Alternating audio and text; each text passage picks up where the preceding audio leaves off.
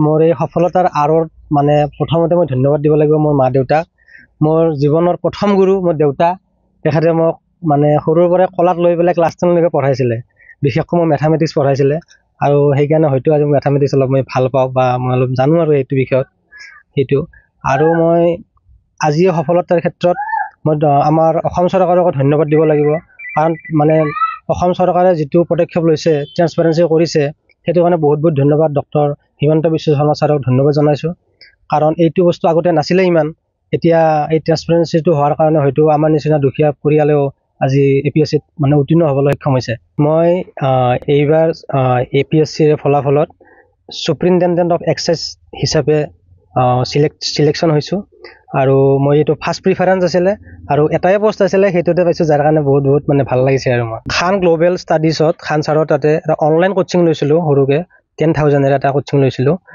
সেইটোৰ পৰা বহুত লাভান্বিত হৈছোঁ। আৰু ইউটিউবতো বিভিন্ন ধৰণৰ চেনেল আছে, তেওঁলোকৰ পৰাও মানে বহুত ধৰণে মই লাভান্বিত হৈছোঁ। আৰু সেইকাৰণে তেওঁলোকক মই এই আজি চেনেলৰ যোগেদি খান ছাৰে যদিও নাপায় তথাপিতো ইমান ধন্যবাদ জনাইছোঁ মানে। হয়। আৰু মই ডেইলি বেচিছত যদি পঢ়াৰ কথা কয় তেতিয়াহ'লে এইটো গড় হিচাপত 4 to 5 hours মান পঢ়িছিলোঁ মই। কাৰণ মই অলৰেডি মই চাকৰি কৰি আছোঁ থাৰ্ড গ্ৰেড হিচাপে চেল টেক্স ডিপাৰ্টমেণ্টত জুনিয়ৰ এছিষ্টেণ্ট হিচাপে কৰ্মৰত কৰি আছোঁ। গতিকে মই ইমান সময় নাপাওঁ, তাৰে মাজতে 4-5 ঘণ্টা পঢ়িছোঁ। আৰু আজিৰ যুগত নৱপ্ৰজন্মসকলেও মানে এই যে ডিজিটেল যুগ, ইনফৰমেশ্যনৰ যুগ, এই যুগত তেওঁলোকক মই এইটো কথাই ক'ম যে ইনফৰমেশ্যনৰ বা নলেজৰ কোনো অভাৱ নাই আজি। গতিকে তেওঁলোকে যদি ভাবে যে আমি কিবা এটা জীৱনত হ'ম বা সক্ষম বা এই কম্পিটিটিভ এক্সামত যদি দিবলৈ বিচাৰে, তেতিয়াহ'লে তেওঁলোকৰ মানে কোনো ধৰণে একো হেঙাৰ হ'ব নোৱাৰে বা পইচা পাতি নাই বা কোচিং ল'ব নোৱাৰে তেনেকুৱা নহয়। আৰু নিজে পঢ়িও তেওঁলোকে মানে সক্ষম হ'ব পাৰে বুলি মই ভাবোঁ। আৰু মই এই এক্সাইজ ডিপাৰ্টমেণ্টত আবকাৰী অধীক্ষক হিচাপে কৰ্মৰত হৈ তেওঁলোকৰ যিখিনি কৰণীয় কাম আছে সেইখিনি গোটেই কৰাৰ উপৰিও মই নৱপ্ৰজন্মৰ বাবে কিছু কাম কৰিম বুলি ভাবিছোঁ। আৰু মই মানে লাহে লাহে তাৰ পৰা কাম কৰি যাম বুলি ভাবিছোঁ।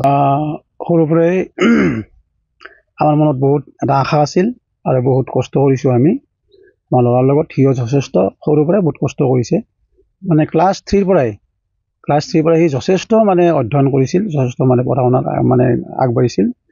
আৰু আমিও যিমানখিনি পাৰোঁ তাৰ লগত লাগি আছিলোঁ। মানে কেতিয়াবা এনেকুৱা হৈ যায় তাৰ মানে খোৱাৰ সময় নহয়, কাপোৰ পিন্ধাৰ সময় নহয়। মানে ৰাতিপুৱা গা পা ধুই উঠি টিউশ্যনত গৈ আকৌ টিউশ্যনৰ পৰা আহি কিনে খাব, বা মাকে ভাতকেইটা খুৱাই দিয়ে, মই কাপোৰ জোতা পিন্ধি দিওঁ, ঠিক তেনেকুৱা। আৰু চাইকেলেৰে সি মানে গুচি গৈছিল। আৰু টিউশ্যন পাতিতো মই চাইকেল এটা কেতিয়াও লৈ গৈছিলোঁ। এনেকুৱা ধৰণৰ যথেষ্ট সি কষ্ট কৰিছিল সৰুৰ পৰাই। আৰু আমি এটা আশা কৰিছিলোঁ যে সি একদিন ডাঙৰ মানুহ এজন হ'ব। আৰু সেইমতে সেই ফল ঈশ্বৰে তাক দিছে। মই ঈশ্বৰক ধন্যবাদ জনাইছোঁ। আৰু লগতে আমাৰ যিখন চৰকাৰ, সেই চৰকাৰখনকো মানে ধন্যবাদ জনাইছোঁ, সেৱা জনাইছোঁ। আৰু বিশেষকৈ আমাৰ সন্মানীয় মুখ্যমন্ত্ৰী ডক্টৰ হিমন্ত বিশ্ব শৰ্মা ছাৰকো মানে ধন্যবাদ দিছোঁ, কৃতজ্ঞতা জনাইছোঁ, শতকোটি প্ৰণাম জনাইছোঁ।